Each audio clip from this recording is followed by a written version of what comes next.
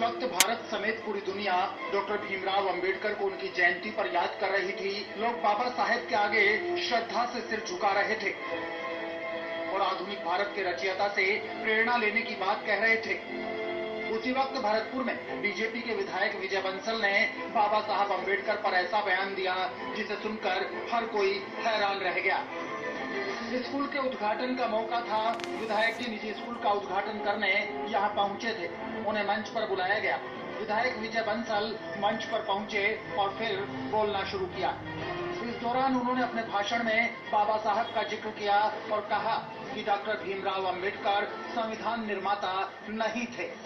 वो यही नहीं रुके, उन्होंने यहाँ तक कह दिया कि वोटों की राजनीति ने बाबा साहब को संविधान निर्माता बना दिया। शिक्षा के माध्यम से ही, हालांकि वो संविधान के निर्माता तो नहीं थे, लेकिन इन वोटों की राजनीति ने संविधान के निर्माता बना दिया। एक सदस्य थे उस कमेटी के, जिसके डॉक्टर राजेंद्र प्रसाद जी, उनको राष्ट्रपति जो थे उसके अध्यक्ष थे। विधायक जी बोल रहे थे और उनके भाषण पर तालियां बज रही थी। भीड़ से किसी भी शख्स ने इस बात पर ऐतराज नहीं जताया कि आखिर विधायक जी आप ये क्या कह रहे हैं।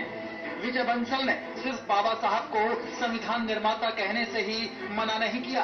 तालियां बजी तो विधायक जी और उत्साहित हो गए और कहा अंबेडकर क्या थे, वो कुछ भी नहीं थे।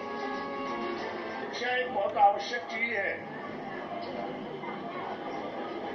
अगर शिक्षा ही ग्रहण नहीं की होती तो आज डॉक्टर भीमराव अंबेडकर को कौन पूछ रहा होगा।